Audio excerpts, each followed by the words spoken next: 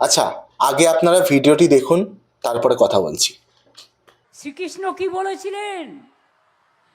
শ্রীকৃষ্ণের উপদেশে বলেছিলেন, শ্রীকৃষ্ণ পরমহংসদেব বলেছিলেন, শ্রীকৃষ্ণ পরমহংসদেব বলেছিলেন, শ্রীকৃষ্ণ পরমহংসদেব বলেছিলেন, কি বলেছিলেন?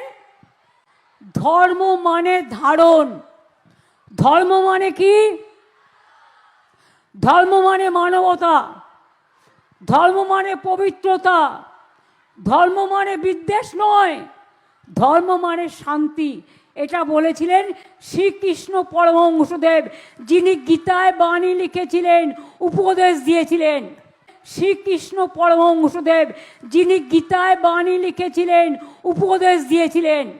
শ্রীকৃষ্ণ পরমহংসদেব, যিনি গীতায় বাণী লিখেছিলেন, উপদেশ দিয়েছিলেন।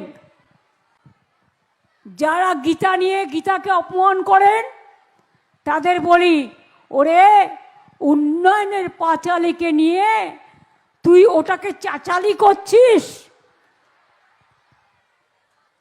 যায় আসে না। কোনোদিন পড়েছ পাঁচালি?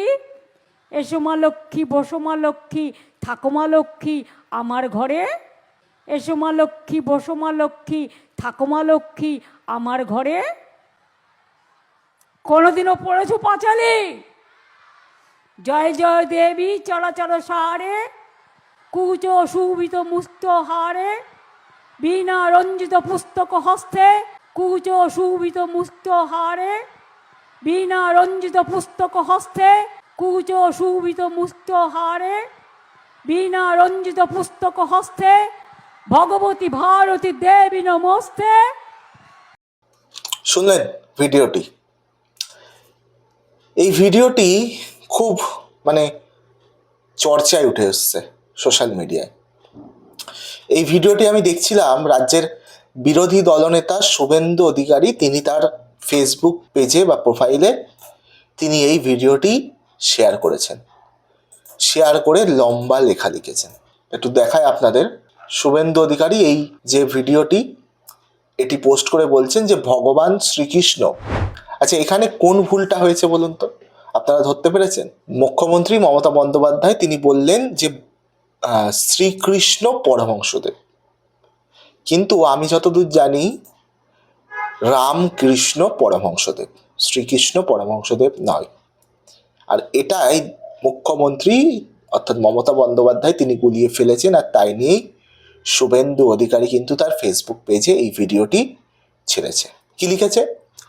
ভগবান শ্রীকৃষ্ণ ও শ্রীরামকৃষ্ণ পরমহংসদেবের মধ্যে গুলিয়ে ফেললেন, লক্ষ্মীর পাঁচালী বলতে গিয়ে ভুলভাল সরস্বতী মন্ত্র আওড়ালেন। আচ্ছা, তাহলে আরও একটা লোক যে পাঁচালী বলছিলেন সেখানেও সম্ভবত কিছু ভুল করেছেন। শুভেন্দু অধিকারী আরও লিখেছেন, এই যে লেখাটা আপনাদেরকে দিয়ে দিচ্ছি, আপনারা দেখে দিতে পারেন। হিন্দু ধর্মকে যিনি গান্দা ধর্ম বলেন, মহাকুম্ভকে মৃত্যুকুম্ভ, তিনি ভগবান শ্রীকৃষ্ণ সম্পর্কে ভগবদ গীতা সম্পর্কে কতটুকু জানেন সে নিয়ে বাস্তবে কি সন্দেহ রয়েছে? মাননীয়া, আপনি হিন্দু ধর্ম সম্পর্কে যখনই মুখ খোলেন তখনই আপনি কাল্পনিক, আজগুবি, অসত্য সব কথাবার্তা বলেন। মাননীয়া, আপনার জ্ঞাতার্থে বলি, পরমহংস একটি সংস্কৃত উপাধি। পরমহংস হিন্দু ধর্মের সেই গুরুদেবকে বলা হয় যিনি একজন আধ্যাত্মিক মহাপুরুষ, যিনি পরম জ্ঞান অর্থাৎ ব্রহ্মজ্ঞানের অধিকারী বা মোক্ষ লাভ করেছেন, শুদ্ধ মনা, সংযত আত্মা, নির্বিকার, সমদর্শী এবং জাগতিক মায়া ও আসক্তি থেকে যিনি সম্পূর্ণ মুক্ত। পরমহংস শব্দের অর্থ সর্বোচ্চ রাজহাঁস। আচ্ছা, আমি আর পড়ছি না, এটা স্ক্রিনশট দিয়ে দিচ্ছি, আপনারা দেখে নিতে পারেন। ঠিক আছে? তো এইটা নিয়েই শুভেন্দু অধিকারী এই যে এই ভিডিওটি কিন্তু পোস্ট করেছেন। এটা প্রথমবার নয়, ঠিক এর আগেও অনেকবারই আপনারা দেখে থাকবেন যে মুখ্যমন্ত্রী মমতা বন্দ্যোপাধ্যায় তিনি কোনো বক্তব্য দিচ্ছেন, সেখানে কিছু না কিছু ভুল ভ্রান্তি তিনি করে ফেলেন। তো সেরকমই এটাও হয়েছে। এটা রিসেন্ট 2-1 দিন আগেরই ভিডিও। তো এখানে তিনি রামকৃষ্ণ পরমহংসদেবের জায়গায় তিনি শ্রীকৃষ্ণ পরমহংসদেব বলে ফেলেছেন। আর যে মন্ত্রটি পাঠ করছিলেন সেখানেও কিছুটা ভুল। শুভেন্দু অধিকারী যেটা বলছেন যে এটা সরস্বতী মন্ত্র, সেটা হতে পারে। তো এই ভুল ভ্রান্তি মুখ্যমন্ত্রী মমতা বন্দ্যোপাধ্যায় করে ফেলেছে।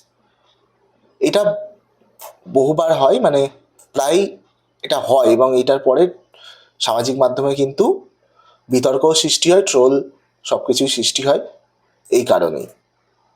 তো আমার মনে হয় এই দিকগুলো একটু খেয়াল রাখা দরকার, যে কোনো রাজনৈতিক ব্যক্তিত্বর যাতে ভুল না হয় সেটা খেয়াল রাখা দরকার, না হলে ট্রোলের শিকার হতে হয়, যেটা সত্যিই খুবই খারাপ একটা বিষয়। তো যাই হোক, এই বিষয় নিয়ে আপনাদের এই ভিডিওটি নিয়ে কিছু যদি বলার থাকে, এখানে আমি ভিডিওটি বড় করার কোনো প্রশ্নই ওঠে না।